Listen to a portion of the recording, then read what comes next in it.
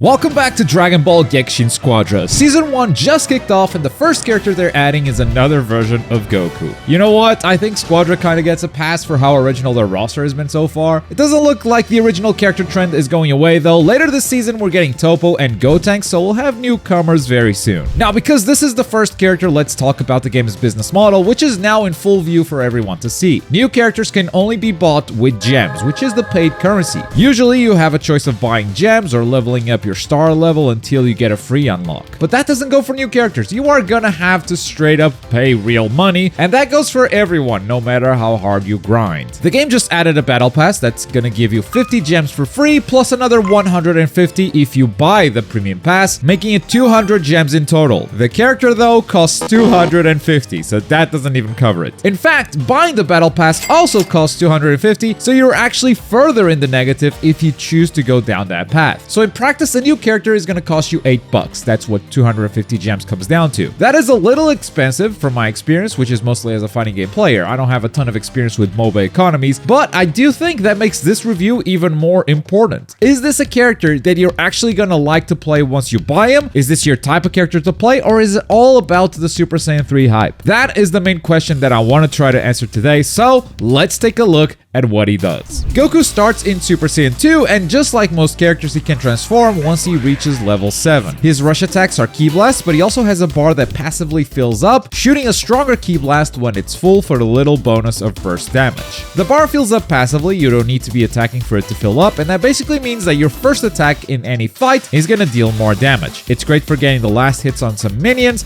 Other than that, it's just a nice bonus you don't have to think about much or even remember. He also has a passive skill where he deals more damage if the enemy has more health than you percent-wise. In fact, you can see the damage bonus appear below the enemy himself. It goes up to 3 levels, but once again, it's something that you don't really have to think about much in-game. It's just kind of there to help you come back from a losing fight. That's the basics of the character, so let's look at his skills, starting with skill number 1, the Super Kamehameha. This is your usual beam, but this one stays on screen for a lot longer than you're probably used to. Before you shoot it, it can be charged up for bigger damage, range, and duration. So unlike the other Goku, this isn't something you just want to shoot in the middle of a fight. This is something you want to use from outside the fight. You want to charge it up and then you want to unleash it because it deals a ton of damage when fully charged, and it's pretty hard to get away from it since Goku can actually redirect the beam after firing it. You can also move around before you shoot it, but you move extremely slowly. The cancel button has actually become my best friend when playing this character. I would often just start charging the beam just in case opponents are ahead around the corner, and if it turns out no one's there, I can hit the cancel button and save the cooldown. This skill quickly became my priority to level up. It goes from a beam that's hard for an enemy to dodge to a beam that just catches the entire enemy team. Let's go. We won. Hey, yo, we win. Let's go! Peak game. And it's by far your best damage dealer, not only against enemies, but also against bosses. It is one of the best skills in the game to steal bosses away from the enemy if you manage to time the charge correctly. Moving on to skill 2, we have Explosive Strike, where Goku jumps on an enemy dealing damage. But you can also press the button twice, which will make Goku retreat back to where he first jumped from. A hit and run kind of skill. But you have to commit to the retreat before the hit. The follow-up must be pressed while he's still flying. It's a pretty straightforward skill and a fairly safe one to use. It deals more damage on lower health enemies, meaning it's meant to be used as a finisher, and it is indeed great at catching enemies who are trying to run away. Boom, look at that. He doesn't get away. He doesn't get away. He doesn't get away. He doesn't get away. He doesn't get away. He doesn't get away. Let's go! Leveling up increases its damage and its distance since it is an AoE wherever you land, as well as its range, as in how far you can jump, which also makes it a great mobility tool since you can just jump into some empty space, making it a good way to gain some distance between you and your chasers if you are losing a fight. It's almost like he's got 2 vanishes from the start of the game, and it definitely has saved me from a lot of deaths. And then we have his final skill, which is Instant Transmission, and it's kind of the skill that defines this character, to be honest. You are able to target any allies or enemies that are visible and instantly teleport to them. The range isn't infinite at the start. In fact, at level 1 it's pretty limited, but it goes up to pretty much full screen at level 3. Immediately, this ability is a total lifesaver, getting you out of situations where no other character would survive. If you can spot a teammate who is away from the chaos quick enough and they are in range and you have this ability of cooldown, you should simply never die as Super Saiyan 3 Goku. That said, it is an ability that can and should be used on offense as well, because if you use your Kamehameha Kamehameha, immediately after the teleport, it will come out fully charged instantly. And you've seen the damage that thing can do. Yeah, we win this.